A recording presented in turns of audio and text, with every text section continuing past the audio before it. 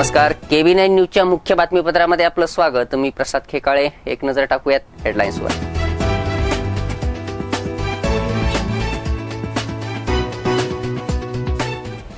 विधानसभेचं बिगुल वाजलं. शुक्रवारपासून आचारसंहिता लागू. 15 ऑक्टोबरला मतदान तर 19 ऑक्टोबरला मतमोजणी. पिंपरी चिंचवडच्या महापौरपदी शकुंतला धराडे तर उपमहापौरपदी प्रभाकर वाघेरे यांची निवड. विधानसभा डोळ्यापुढे ठेवून अजित पवारांचं लक्ष्मण जगताप गटाला झुकतं माप. विधानसभा निवडणूक आचारसंहिता लागू झाल्यानं अनेक प्रकल्प रखडले. पुणेकरांना मेट्रो आणि मोनोरेलसाठी पुन्हा प्रतीक्षाच.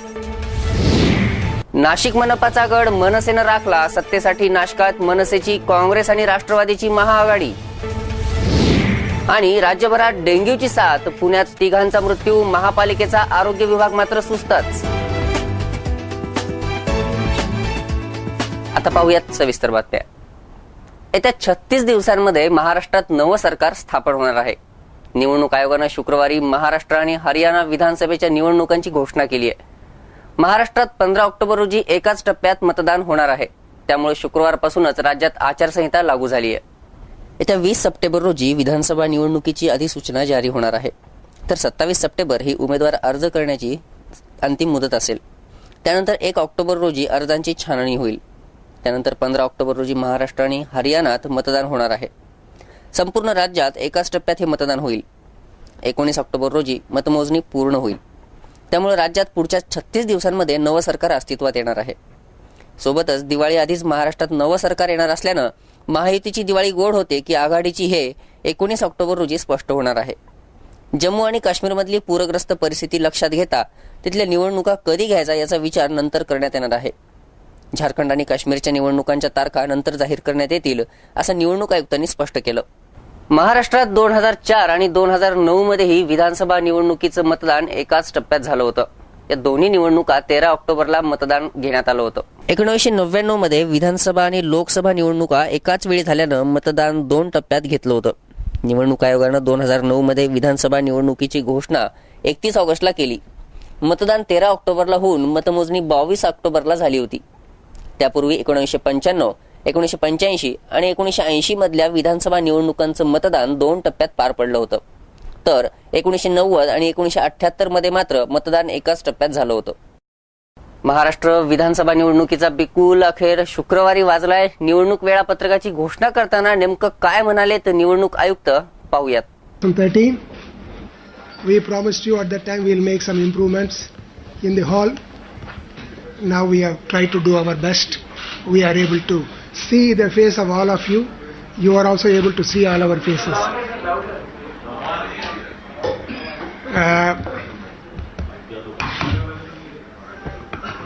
Yeah. So now we. Achha, it's okay now. Fine. You can hear from the left. आप सुन सकते नहीं? You are It's able to okay? hear it. Fine. Now we are here mainly with particular reference to 2 legislative assembly elections, Haryana and Maharashtra. The term of Haryana assembly, it expires by the 27th October 2014. The term of Maharashtra assembly expires by 8th November. Under law, the election commission is required to hold elections to constitute the new legislative assemblies before expiry of their present term. Just to give you an idea of the number of assembly constituencies. वळूयात पुढच्या बातमीकडे. पिंपरी चिंचवड महापालिकेच्या महापौरपदी राष्ट्रवादी काँग्रेसच्या ज्येष्ठ नगरसेविका शकुंतला धराडे यांची तर उपमहापौरपदी प्रभाकर वाघेरे यांची बिनविरोध निवड झाली आहे. पिंपरी चिंचवडचं महापौरपद अनुसूचित जमाती प्रवर्गासाठी राखीव आहे. पिंपरी चिंचवड महापालिकेतील महापौरपद अनुसूचित जमाती प्रवर्गाकरता राखीव आहे. उपमुख्यमंत्री अजित पवार यांच्या आदेशानुसार सत्तारूढ पक्षनेत्या मंगला कदम यांनी दोघांच्या उमेदवारीची घोषणा केली. त्यानुसार महापौर पदाकरता शकुंतला धराडे तर उपमहापौर पदासाठी प्रभाकर वाघेरे यांनीच उमेदवारी अर्ज भरला होता. शुक्रवारी महापौर आणि उपमहापौर निवडणूक प्रक्रिया पार पडली. त्यामध्ये धराडे यांची महापौर तर वाघेरे यांची उपमहापौर पदाकरता बिनविरोध निवड झाली आहे. विभागीय आयुक्त प्रतिनिधी कांतीलाल उमाप यांनी निवडणूक निर्णय अधिकारी म्हणून काम पाहिलं. महापौर पदासाठी धराडे यांच्याबरोबरच रामदास बोकड आणि आशा सुपे हे दोघेही इच्छुक होते. मात्र उपमुख्यमंत्री अजित पवार यांनी धराडे यांच्या नावावर शिक्कामोर्तब केलं. धराडे या आमदार लक्ष्मण जगताप यांच्या कट्टर समर्थक असल्यानं आगामी विधानसभा निवडणूक डोळ्यापुढे ठेवून अजित पवार यांनी जगताप यांच्याशी जुळवून घेण्याची भूमिका घेतल्याचं बोललं जात आहे. उपमहापौर पदासाठी राष्ट्रवादी काँग्रेसकडे बरीच गर्दी झाली होती. सुमारे 29 जणांनी उपमहापौर पदाकरता इच्छुक म्हणून अर्जही केले होते. त्यापैकी प्रभाकर वाघेरे यांची निवड झाली आहे. शकुंतला धराडे या पिंपरी चिंचवड महापालिकेच्या 23व्या महापौर झाल्यात. अनुसूचित जमाती प्रवर्गातून त्या पहिल्याच महापौर असणार आहेत. धराडे या महापालिकेच्या 6व्या महिला महापौर असतील. यापूर्वी अनिता फरांदे, मंगला कदम, वैशाली घोडेकर, अपर्णा डोके आणि विद्यमान महापौर मोहिनी लांडे यांच्यानंतर शकुंतला धराडे या 6व्या महिला महापौर आहेत.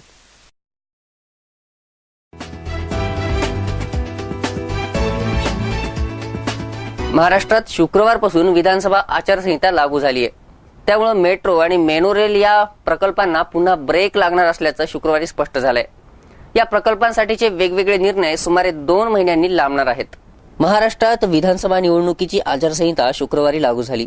त्यामुळे पुणे आणि पिंपरी चिंचवड महापालिकेचा महत्वाकांक्षी मेट्रो प्रकल्पाचा विषय लांबणीवर पडणार आहे. मेट्रोसाठी या दोन्ही पालिकांनी राज्य सरकारमार्फत पाठवलेला प्रस्ताव केंद्राच्या सार्वजनिक गुंतवणूक मंडळापुढे 17 किंवा 18 सप्टेंबरला सादर होणार आहे. त्याला मंजुरी मिळाल्यावर केंद्रीय मंत्रिमंडळापुढे तो सादर होणार होता. त्यात मेट्रोसाठीच्या आर्थिक मदतीची घोषणा केंद्र सरकार करणार होतं. परंतु आता औपचारिक मंजुरीची घोषणा करता येणार नाही. तसंच मेट्रोसाठी तज्ज्ञ आणि पूर्णवेळ संचालक नियुक्तीची प्रक्रिया नव्यानं येणारं राज्य सरकार पूर्ण करणार आहे. पुणे आणि पिंपरी चिंचवड शहरातल्या BRT मार्गांवर बस सेवेसाठीची माहिती तंत्रज्ञानावर आधारित व्यवस्था बसवण्यासाठी निविदा काढण्याच्या प्रस्तावावरही निर्णय होणार नाही. तसंच नदी सुधार प्रकल्प, मोनोरेल, सांडपाणी शुद्धीकरण प्रकल्प यांनाही आचारसंहितेचा फटका बसणार आहे हे आता निश्चित झालंय.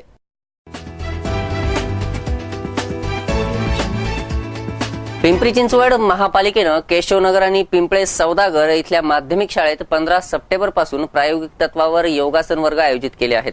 यासाठी एकूण 9,60,000 रुपये महापालिकेला मोजावे लागणार आहेत.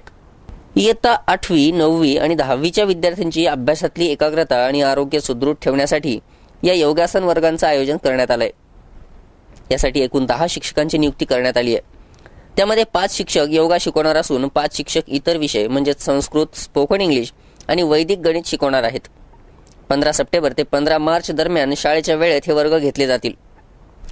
माध्यमिक विभागाकडून विद्यार्थ्यांच्या सर्वांगीण विकासासाठी तसंच गुणवत्ता वाढीसाठी हस्ताक्षर सुधार प्रकल्प, योगासन वर्ग, चित्रकला स्पर्धा असे विविध उपक्रम राबवले जात आहेत. त्यातलाच एक भाग म्हणजे योगासन वर्ग आहेत.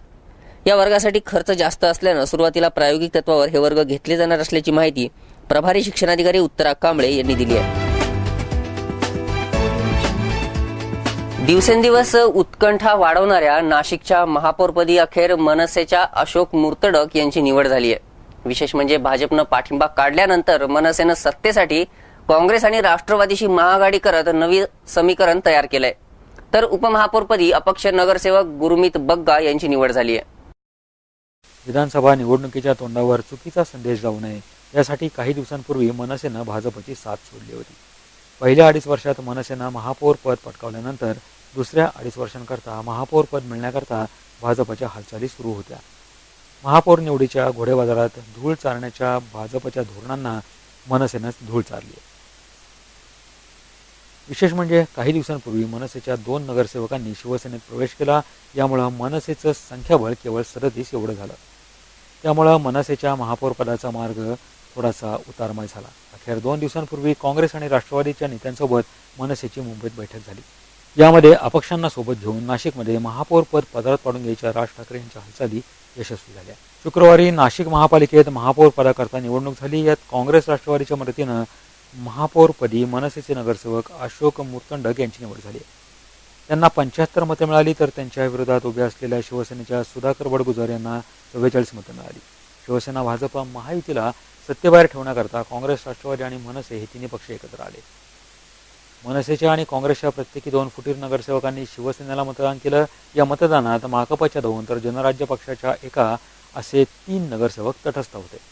सत्तेच्या या नव्या नाशिक पॅटर्नमुळे विधानसभा निवडणुकीसाठीही नवे संकेत मिळाल्याचं मानलं जात आहे.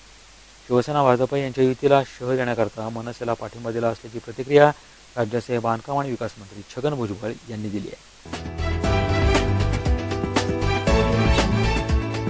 राज्यात डेंग्यूची साथ पसरतच चालली आहे. पुणे शहरात दर दिवशी 50 ते 60 डेंग्यूचे रुग्ण आढळत आहेत. तर मुंबईत 88 डेंग्यू सदृश्य रुग्ण आढळून आलेत. विशेष म्हणजे पुण्यात आतापर्यंत 3 रुग्णांचा डेंग्यूमुळे मृत्यू झालाय.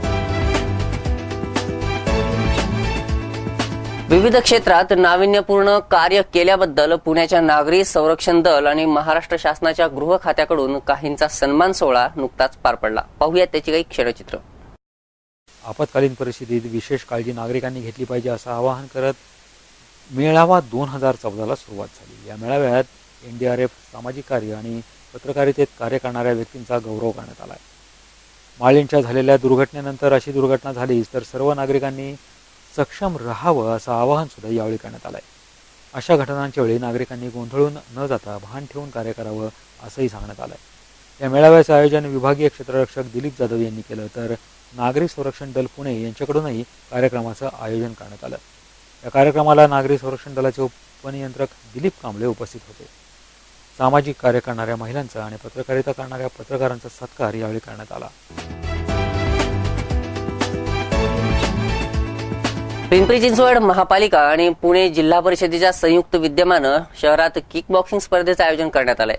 भोसरीच्या संत ज्ञानेश्वर क्रीडा संकुलावर या स्पर्धा घेण्यात येत आहेत. पिंपरी चिंचवड महापालिका आणि पुण्याच्या जिल्हा परिषदेच्या संयुक्त विद्यमानं शहरामध्ये किक बॉक्सिंग स्पर्धांचं उद्घाटन नुकतंच करण्यात आलं. भोसरीतल्या संत ज्ञानेश्वर क्रीडा संकुलावर किक बॉक्सिंग स्पर्धांचं आयोजन करण्यात आलं आहे. या स्पर्धांमध्ये 9वी ते 12वी मध्ये शिक्षण घेणाऱ्या विद्यार्थ्यांनी सहभाग घेतला. या स्पर्धेत 71 शाळांनी सहभाग घेतला आहे. 232 खेळाडूंनी या स्पर्धेला सुरुवात केली आहे. या स्पर्धेत 17 आणि 19 असे 2 वयोगट करण्यात आले. पिंपरी चिंचवड महापालिकेच्या यशवंतराव चव्हाण स्मृती रुग्णालयात डॉक्टरांच्या बेजबाबदारपणामुळे 2घांचा मृत्यू झालाय. या प्रकरणात प्रशासन दोषी असल्याचा ठपका ठेवत शिवसेनेनं रुग्णालयावर मोर्चा काढला होता. महापालिकेच्या यशवंतराव चव्हाण स्मृती रुग्णालय अनेक समस्यांमुळे वारंवार चर्चेत असतात. या चर्चेचा कोणत्याही अधिकाऱ्यांवर कोणताच परिणाम होत नसल्याचंही दिसतं. काही दिवसांपूर्वी वायसीएममध्ये 2घांचा मृत्यू झाला. या प्रकरणाचा शिवसेनेकडून आवाज उठवण्यात आला. शुक्रवारी शिवसेनेच्या कार्यकर्त्यांनी वायसीएम व्यवस्थापनाच्या विरोधात मोर्चाही काढला. वैद्यकीय अधिकारी डॉक्टर अनिल रॉय यांना एक निवेदन सुद्धा दिलंय. यापूर्वी 26 ऑगस्ट 2013ला डॉक्टरांची पदं वाढवण्याचा प्रस्ताव विधी समितीला दिला होता. अजूनही या रुग्णालयात डॉक्टरांची काही पदं रिक्त आहेत. 735 पदांची मागणी केली आहे. शिवाय 272 पदं मंजूर झाली आहेत. 750 बेडच्या या रुग्णालयात सध्या 350 ते 400 डॉक्टर्स लागतात. वैद्यकीय अधिकाऱ्यांचं दुर्लक्ष आणि डॉक्टरांची कमतरता यावर शिवसेनेच्या गटनेत्या सुलभा उबाळे यांनी अनेक कार्यकर्त्यांच्यासह वायसीएम व्यवस्थापनाच्या विरोधात निदर्शने केली आहेत. रुग्णालयातल्या समस्या सोडवण्याचं आश्वासन यावेळी रुग्णालय प्रशासनानं दिलं आहे. नगरपालिकेचं यशवंतराव चव्हाण रुग्णालय या ठिकाणी संपूर्ण जिल्ह्यातून रुग्ण येत असतात आणि या रुग्णांची हेळसांड होऊ नये अशी आमच्या सगळ्यांची इच्छा आहे. काल विजय कुंभार नावाचा एक रुग्ण ज्याला रक्ताच्या उलट्या झाल्या आणि फक्त डॉक्टर त्या ठिकाणी उपलब्ध नसल्यामुळे त्याचा मृत्यू झालेला आहे. अजून एक खडकीचा एरेल्लू नावाचा एक रुग्ण आहे. त्या ठिकाणी डॉक्टर न आल्यामुळे तो सुद्धा काल दगावलेला आहे. म्हणजे अशा प्रकारचं निष्काळजी काम या रुग्णालयात सुरू झालेलं आहे. महानगरपालिकेमध्ये राष्ट्रवादी काँग्रेसची सत्ता आहे आणि तिथे विधी समितीमध्ये गेले 8 महिने डॉक्टर भरतीचा आणि नर्सेस भरतीचा, टेक्निशियन भरतीचा प्रस्ताव हा प्रलंबित आहे. म्हणजे रुग्णांच्या जीवाशी खेळणारा जो डॉक्टर हा वर्ग आहे तो प्रस्ताव त्यांनी त्या ठिकाणी प्रलंबित ठेवलेला आहे. हा जर प्रस्ताव जर पूर्ण झाला असता, मंजूर झाला असता तर निश्चितपणे या ठिकाणी डॉक्टरांची संख्या पुरेशी मिळालेली असती. म्हणजे या राष्ट्रवादी काँग्रेसच्या लोकांना या ठिकाणी भ्रष्टाचार करण्यामध्ये रस आहे, परंतु डॉक्टरांची जी या ठिकाणी हेळसांड होते, डॉक्टरची संख्या आम्हाला मिळत नाहीये, त्याच्याकडे कुणाचंही लक्ष नाहीये. या गोष्टीचा निषेध आम्ही या ठिकाणी व्यक्त करतो. आणि आताच डॉक्टरांनी सांगितले की ते काही करू शकत नाहीयेत, कारण हे कर्मचारी आहे, ते महानगरपालिकेत पगारावरती कामाला आहेत, त्यांच्या हातामध्ये काही नाहीये. आज आम्ही बघितलं 3-3, 4-4 दिवस एका पेशंटकडे लक्ष द्यायला डॉक्टर नाही. कॉन्ट्रॅक्ट मधले डॉक्टर घेतलेत, ते डॉक्टर त्यांना मनात आले की ते निघून जातात. ते कुणालाही मान सन्मानाने बोलत नाहीये. गोरगरीब जनताच फक्त महानगरपालिकेच्या रुग्णालयामध्ये येत असते आणि त्या जनतेला या ठिकाणी येऊन मरावं लागतंय. हे दुर्दैव आहे. या गोष्टीचा निषेध म्हणून आम्ही आज आलोय. शिवसेना स्टाईलने आंदोलन केलेलं आहे. याच्यात जर सुधारणा झाली नाही तर या राष्ट्रवादी काँग्रेसच्या या नेत्यांना आम्ही या ठिकाणी मारल्याशिवाय राहणार नाही.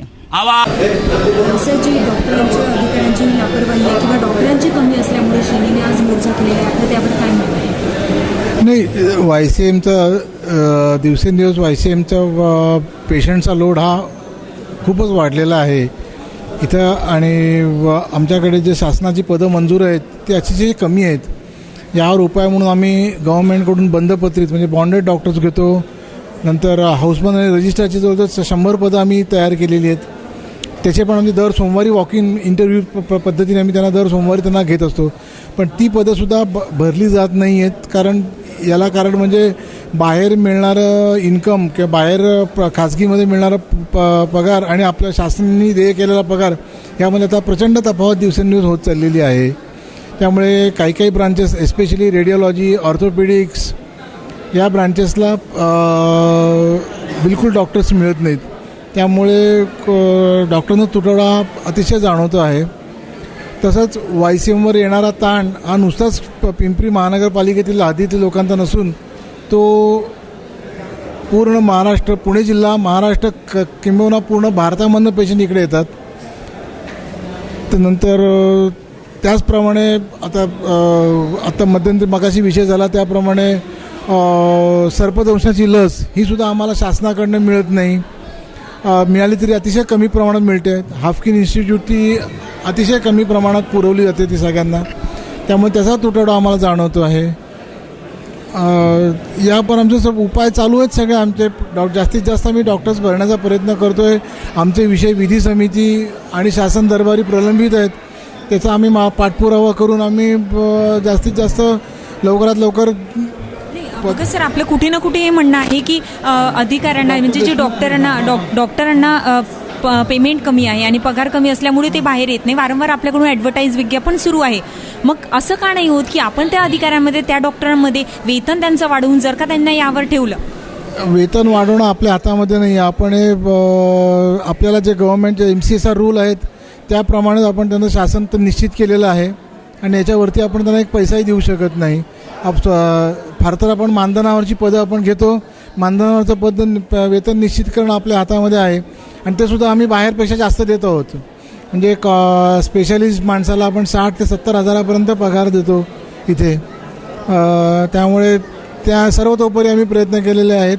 हाऊसमन, कॉन्ट्रॅक्ट किंवा रजिस्ट्रार या पदावर सुद्धा आम्ही 40 ते 45 हजार रुपये त्यांना वेतन देतो. नागरिकांचं हे देखील म्हणणं आहे की डॉक्टरांच्या कमी असल्यामुळे आणि त्यांच्या लापरवाहीमुळे, त्यांचा अवेअरनेस जो दिसून न आल्यामुळे कुठे ना कुठे ही समस्या पेशंटला जाते आहे. मान्य आहे तुमचं म्हणणं. लापरवाही जेव्हा एका प्रमाणाबाहेर पेशंट्स आल्यानंतर थोडी लापरवाही होते आणि त्याची जबाबदारी आम्ही. सर, 750 बेडचं आपलं हॉस्पिटल आहे आणि 750 एवढे पेशंट्स येतात आपल्याकडे, परंतु त्या पेशंट्सला सुद्धा पण कुठे ना कुठे जे मनामध्ये असायला हवं की या डॉक्टरकडून हे होते आहे, तशी सांत्वना नाही मिळते. मग ते आक्रोश तुमच्यावर नक्कीच काढते. आता जे कुठल्याही सरकारी हॉस्पिटलमध्ये किंवा मोठ्या हॉस्पिटलमध्ये एखाद्या पेशंटने असा आग्रह धरला की मला ह्याच पेशंटकडे डॉक्टरकडनं ट्रीटमेंट हवी आहे किंवा मला रोजच्या रोज याच डॉक्टरने येऊन तपासलं पाहिजे, तर ते सहसा शक्य होत नाही. कारण त्याच दर्जाचे अनेक डॉक्टर असे असतात आणि पेशंटला ट्रीटमेंट ही योग्य मिळत असते. त्या डॉक्टरच्या सुपरविजनखालीच ट्रीटमेंट मिळत असते. पण अगदी प्रत्यक्ष खाजगी जसं पेशंटला डॉक्टरची भेट रोजच्या रोज होते तशी अपेक्षा ठेवणंही चुकीचं आहे खरं सांगायचं म्हणजे.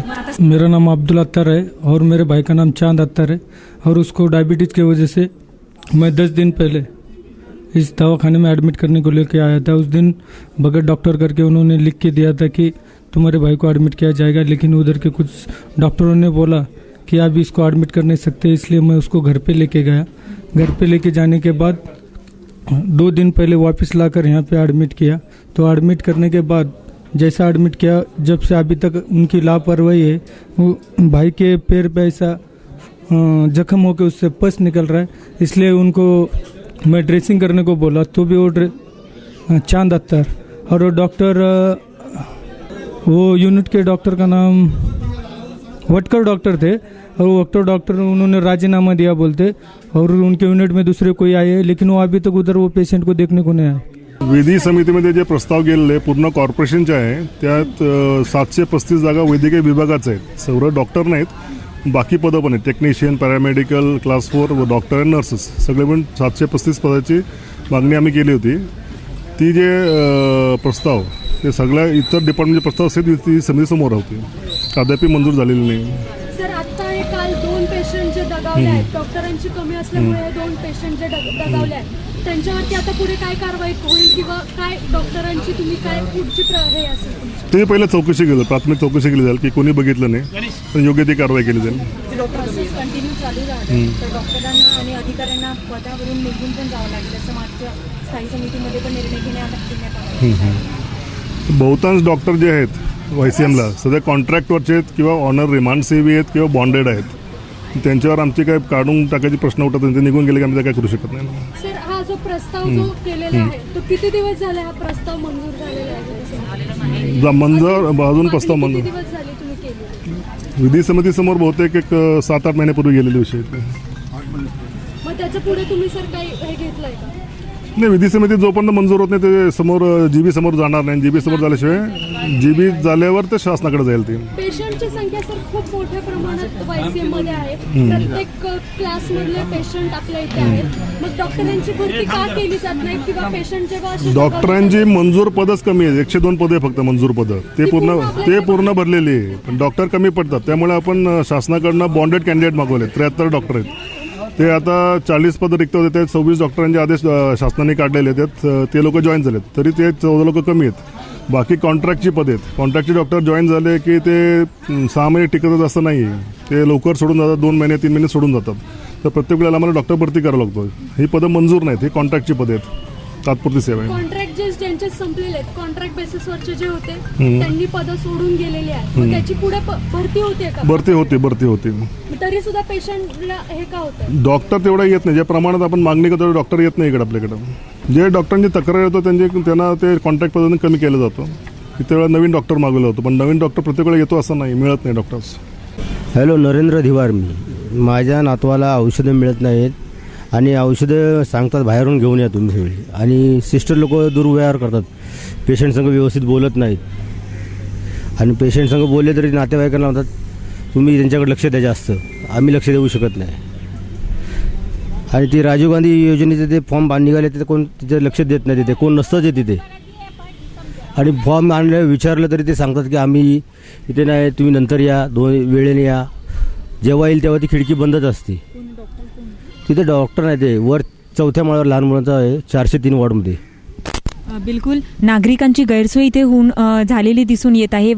यशवंतराव चव्हाण हे रुग्णालय पिंपरी चिंचवड शहरातले एक महत्त्वपूर्ण आणि सरकारी रुग्णालय मानलं जातं, परंतु डॉक्टरांच्या आणि अधिकाऱ्यांच्या लापरवाहीमुळे रुग्णांना अतिशय त्रास होतो आहे. आज हा जो त्रास आहे अतिशय जास्त प्रमाणावर पोहोचल्यावर शिवसेनेने हा मोर्चा यशवंतराव रुग्णालयामध्ये काढलेला आहे. कॅमेरा पर्सन रिंकूसह श्वेता गुमसे, KB9 न्यूज, पिंपरी. भारतीय जनता पक्षाच्या नेत्या पंकजा मुंडे यांची संघर्ष यात्रा आज पिंपरी चिंचवड शहरात येणार आहे. तर दुसरीकडे या यात्रेसाठी भाजपच्या कार्यकर्त्यांनी जय्यत तयारी सुरू केली आहे. आज सायंकाळी 7 वाजता पंकजा मुंडे ह्या निगडीतल्या भक्तिशक्ती चौक इथं भव्य स्वागत करण्यात येणार आहे. त्यानंतर त्यांची संघर्ष यात्रा मुंबई पुणे महामार्गावरच्या सर्व्हिस रोडनं पिंपरीतल्या डॉक्टर बाबासाहेब आंबेडकर पुतळ्यात चौकात पोहोचेल. इथे या संघर्ष यात्रेचं भव्य सभेत रूपांतर होईल. या सभेसाठी कार्यकर्त्यांनी जय्यत तयारी सुरू केली आहे. त्यांच्या स्वागतासाठी कमानी सुद्धा उभारण्यात आल्यात. दिवंगत लोकनेते गोपीनाथ मुंडे यांचं स्वप्न साकार करण्यासाठी पंकजा मुंडे ही यात्रा काढत आहेत. तसंच पिंपरी चिंचवड शहरातल्या नागरिकांना भेडसावणाऱ्या स्थानिक प्रश्नांना त्या वाचा फोडणार आहेत.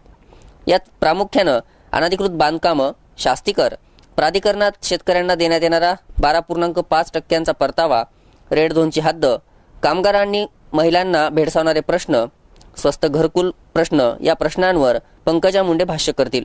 यानंतर सभा आटोपून रात्री 10 वाजताच्या सुमारास त्या पुण्याकडे रवाना होणार आहेत. संपूर्ण महाराष्ट्रात फिरून नागरिकांमध्ये जनजागृती करावी असा स्वप्न गोपीनाथ मुंडे यांनी बघितलं होतं. मात्र हे स्वप्न आता पूर्ण करण्यासाठी पंकजा मुंडे यांनी ध्यास धरला आहे. संघर्ष यात्रा ही संपूर्ण महाराष्ट्रात चाललेली आहे. याचाच दुसरा टप्पा आता पिंपरी चिंचवड शहरात होणार आहे. तळेगाव आणि पिंपरी या 2 ठिकाणी पंकजा मुंडे यांच्या संघर्ष यात्रेच्या सभा होणार आहेत.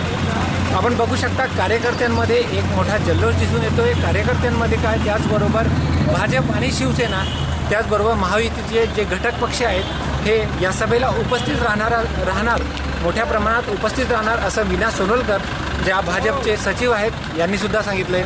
त्याचबरोबर आपण बघू शकतो आतापासून जोरदार तयारी सुरू झालेली या सभेची. या सभेसाठी स्टेज बांधण्यात आलेले आहे. त्याचबरोबर इथं मंडप टाकण्यात आलेला आहे. त्याचबरोबर जी मोठ्या जल्लोषामध्ये तयारी इथं नागरिकांनी सुरू केली आहे, त्याचबरोबर कार्यकर्त्यांनी सुरू केलेली आहे.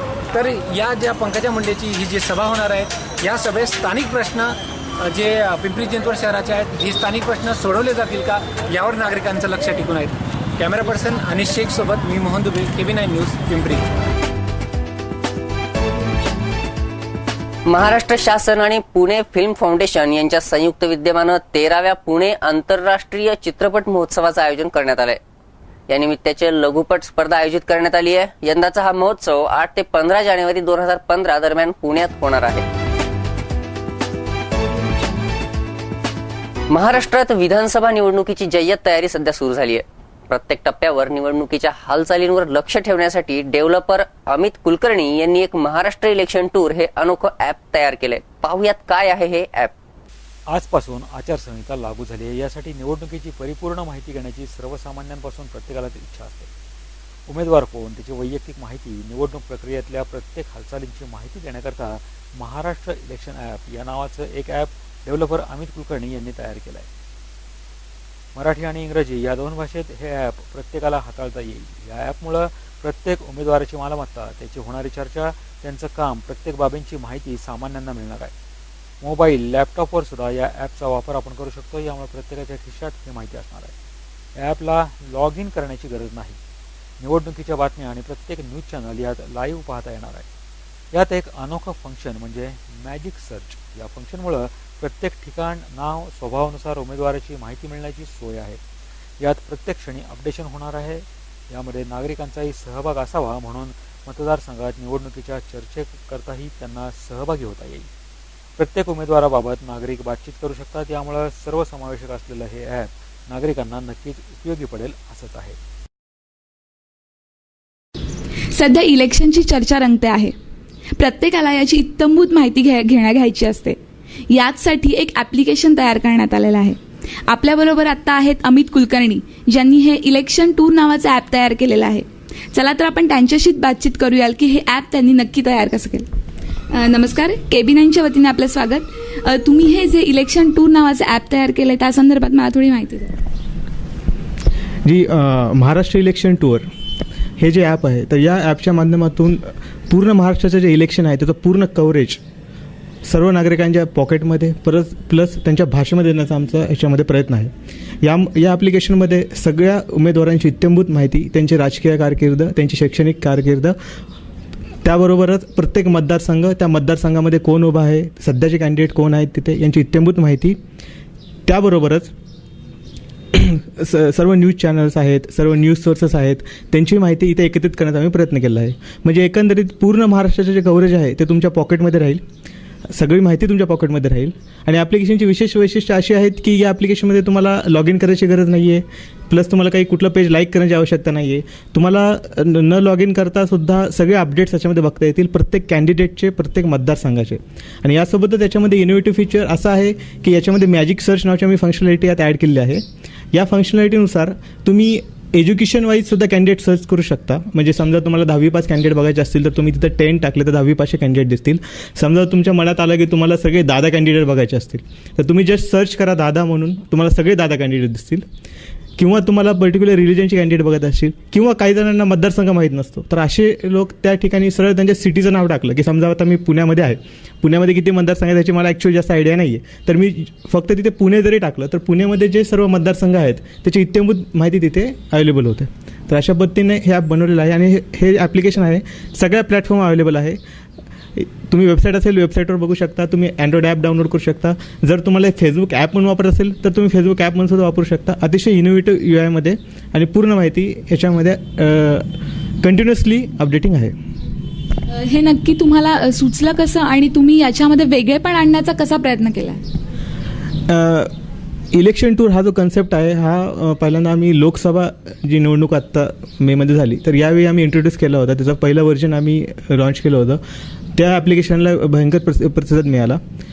त्याच्यानंतर आम्ही त्या ॲप्लिकेशनला अजून सहज सोपं कसं करता येईल आणि ॲक्च्युली जे आम्ही पहिलं ॲप्लिकेशन बनवलं होतं ते जे मोस्टली मोबाईल युजर्स होते त्यांना यूज करण्यासाठी थोडंसं त्यात प्रॉब्लेम येत होता. तर त्याच्यानंतर आम्ही आत्ताचे ॲप्लिकेशन पूर्ण रिसर्च करून डेव्हलप केलं आहे.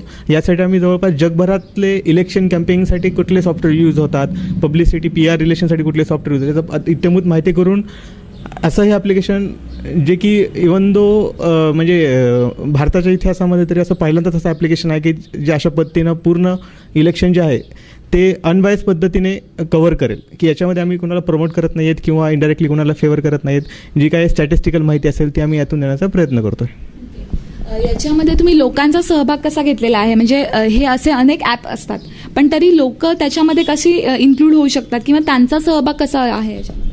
सहभाग असा आहे की तुम्ही याच्यामध्ये विदाऊट लॉगिन आणि विदाऊट लॅगिंग सगळे कॅन्डिडेट बघू शकता. त्याबरोबरच प्रत्येक उमेदवाराचा तुम्ही अभिप्राय देऊ शकता किंवा प्रत्येक उमेदवाराविषयी तुम्ही त्याच्या प्रोफाईलवर तुम्ही चर्चा करू शकता. म्हणजे इतर लोकांना पण कळेल किंवा इतर लोकांसोबत तुम्ही कम्युनिकेट करून कोलॅबरेट होऊन ना की फक्त उमेदवाराचीच फक्त आता काही मतदारसंघ असेल तर मतदारसंघ ओपन केल्यानंतर तर मतदारसंघामध्ये सुद्धा तुम्ही ते डिस्कशन्स करू शकता. त्याबरोबरच याच्यामध्ये आम्ही जे पॉप्युलर ब्लॉग्स आहेत, ब्लॉग म्हणजे की जे बरेचसे लोक असतात ते त्यांच्या वेबसाईट चालवतात, त्या वेबसाईटसुद्धा ते इंटिग्रेट केलं आहे की जेणेकरून सर्व लोकांना इथे कनेक्ट राहता येईल, त्यांना डिस्कस करता येईल, प्रत्येक उमेदवाराविषयी इत्यंभूतपणे चर्चा करता येईल. ही पण सुविधा मी तिथे अवेलेबल करून दिली आहे. याच्यामध्ये तुम्ही सर्वसमावेशक किंवा प्रत्येकाची माहिती कशी घेतलीत आणि त्याचा तुम्ही जास्तीत जास्त काय म्हणतात त्याला अधिक माहिती घेण्याचा कसा प्रयत्न केलेला आहे? याच्या माहितीसाठी आम्ही बऱ्याच इलेक्शन कमिशनची वेबसाईट आहे त्या वेबसाईटचा आम्ही रेफरन्स घेतला. त्याबरोबरच जे आता सध्या आता इलेक्शन आता येणार आहे की आता ऑक्टोबरमध्ये इलेक्शन होणार आहे, अजून उमेदवार डिक्लेअर झालेले नाही आहेत बऱ्याच कॅन्डिडेट्सचे, पण एक आयडिया आहे की जे पूर्वी म्हणजे सध्याचे करंट MLA आहेत ते उभा राहणार आहेत, त्याबरोबरच त्यांचे त्यावेळेचे प्रतिस्पर्धी आणि सध्या करंट न्यूजमध्ये आहेत अशा लोकांची आम्ही त्यांच्या वेबसाईटवरून त्यांच्या फेसबुक पेजेसवरून अशी जिथून मिळेल तिथून स्टॅटिस्टिकल माहिती घेण्याचा प्रयत्न केला आहे आणि सगळी माहिती एका ठिकाणी उपलब्ध करून आम्ही दिली आहे. त्यासाठी आमची डेडिकेटेड टीम आहे जी की याच्यावर कंटिन्युअसली जसं डेटा मिळेल तसं सिस्टीममध्ये अपडेट करत राहते. तुम्ही हे तर एक सोशल कॉज सारखं केलेलं आहे पण याचं नक्की बेनिफिट कसं आहे तुम्हाला? ह्याचा बेनिफिट जर बघायला गेलं तर म्हणजे आता प्रत्येक गोष्ट करताना किंवा काही गोष्टी करताना तर असं दरवेळी आपण म्हणजे असं बघू शकत नाही की याच्यातून काही फायदा होईल का नाही, की काही गोष्टी अशा असतात की त्यातून फायदा जरी झाला नाही पण झाला नाही किंवा होणार जर नसेल तर त्या कराव्या लागतात. अशा पद्धतीनं आहेत की यामध्ये लोकांना माहिती मिळाली, लोकांना त्यांचा उमेदवार ठरवता आला, त्यांच्या मतदारसंघाची परिस्थिती बघता आली आणि त्यांना एक व्यासपीठ मिळालं की एकच ॲप्लिकेशन आहे तिथे सगळ्या गोष्टी कनेक्टेड आहेत. की तुम्हाला न्यूज चॅनल असेल तर न्यूज चॅनल कनेक्टेड आहे, तुम्हाला चर्चा करायची तुम्ही चर्चा करू शकता, तुम्हाला प्रतिस्पर्धी बघायचे प्रतिस्पर्धी बघू शकता. लोकांना ही सुविधा देणं हेच आमच्यासाठी ॲक्च्युली यामध्ये फायद्याचं आहे. बस तेच याच्यातून आमचा प्रयत्न राहील. युजर फ्रेंडली असं असलेलं हे महाराष्ट्र इलेक्शन जसे आहे आपलं ॲप हे नक्कीच वापरायला सगळ्यांना सोपं आहे. त्यामुळे जे विनामूल्य असल्यामुळे प्रत्येक नागरिक हे याची जास्तीत जास्त माहिती घेऊ शकतो. कॅमेरा पर्सन कृष्णासह मी अमृता उंबळे, KB9 न्यूज, वाकड. आमदार विलास लांडे यांनी भोसरी मतदारसंघाचा कायापालट केलाय. विकास कामांचा हा आलेख कायम ठेवण्यासाठी विलास लांडे यांना पुन्हा विधानसभेवर जाणं आवश्यक आहे. त्यांच्या विजयाची हॅट्रिक करण्यासाठी इंद्रायणी नगर प्रभागातून मताधिक्य देण्याचा निर्धार कार्यकर्त्यांनी व्यक्त केलाय. नगरसेवक संजय वाबळे यांच्या पुढाकारानं आमदार विलास लांडे यांच्या उपस्थितीत मार्गदर्शन बैठक आयोजित करण्यात आली होती. इंद्रायणी नगर प्रभागात अंदाजे 17,000हून अधिक मतदान आहे. गत निवडणुकीत आमदार विलास लांडे यांना या भागातून प्रतिस्पर्धी उमेदवाराच्या तुलनेत थोडी कमी मतं पडली होती. मात्र तरीही आमदार लांडे यांनी या भागातील नागरिकांबाबत कोणताही दुजाभाव न ठेवता परिसरात मोठ्या प्रमाणात विकास कामं केलीत. त्यामुळे या भागातले नागरिक यावेळी आमदार लांडे यांच्या पाठीशी उभे राहणार आहेत. यावेळी बळवंत पोखरकर, हबप लोळे महाराज, राजू पणीकर, अनिल आगरकर, दीपक साकोरे यांच्यासह इतर प्रमुख कार्यकर्त्यांनी मनोगत व्यक्त केलं. यावेळी आमदार लांडे म्हणाले, कार्यकर्त्यांनी घराघरात जाऊन मतदारांना मतदानासाठी प्रोत्साहित करायला हवं. त्यांनी गाफील राहू नये. इथले मतदार आपल्या पाठीशी असल्यानं यावेळी आपल्याला या भागातून निर्विवादपणे मतांची आघाडी मिळेल असा आपल्याला विश्वास असल्याचं मत आमदार लांडे यांनी व्यक्त केलंय. पिंपरी चिंचवड शहरातल्या खासगी आणि महापालिका माध्यमिकच्या 18 शाळांमध्ये नागरी वस्ती विकास योजना विभागामार्फत विविध योजना राबवल्या जात आहेत. यासाठी 30 सप्टेंबरपर्यंत अर्ज भरण्याची मुदत देण्यात आली आहे. इयत्ता 9वीच्या परीक्षेत किमान 60% जास्त गुण मिळवणाऱ्या मुलींसाठी शैक्षणिक साहित्य घेण्यासाठी प्रत्येकी 2,000 रुपये अर्थसहाय्य दिलं जाणार आहे. तसंच मुलींना मोफत सायकल वाटप, अनाथ, निराधार, अंध, अस्थिव्यंग, मूकबधीर, मतिमंद विद्यार्थ्यांना आधार निधीतून शिष्यवृत्ती वाटप, अपंगांना मोफत चलनवलन साधन वाटप, इयत्ता 5वी ते 10वीच्या विद्यार्थ्यांना शिष्यवृत्ती वाटप, इयत्ता 8वी ते 12वी मध्ये शिकणाऱ्या मुलामुलींना मोफत सायकल वाटप करण्यात येणार आहे. या योजनांचा लाभ घेण्यासाठी महापालिकेच्या अ, ब, क, ड, ई आणि फ या प्रभागांमध्ये मनपाच्या अधिकृत नागरी सुविधा केंद्रात योजनांचे फॉर्म उपलब्ध करण्यात आलेत. योजनांचा लाभ घेण्यासाठी मुख्याध्यापकांनी शालेय स्तरावर नियोजन करावं असं आवाहन माध्यमिक विभागाच्या प्रभारी शिक्षणाधिकारी उत्तरा कांबळे यांनी केलंय. याबरोबरच हे बातमीपत्र संपलं. पुन्हा भेटू ताज्या घडामोडींसह. तोपर्यंत पाहत राहा KB9 न्यूज. नमस्कार.